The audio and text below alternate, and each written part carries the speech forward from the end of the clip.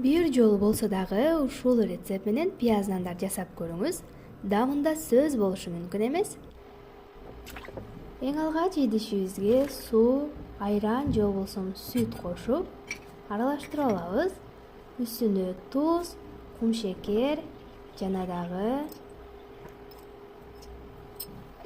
дрожж салып, жакшылап аралаштырабыз. Мен дрожжду күйүп кетпеш үчүн биринчи un салып, андан соң дрожж саламын.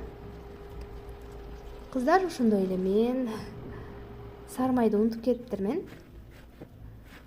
Сиздер башында суу уйганда салып койсоңуздар жакшы.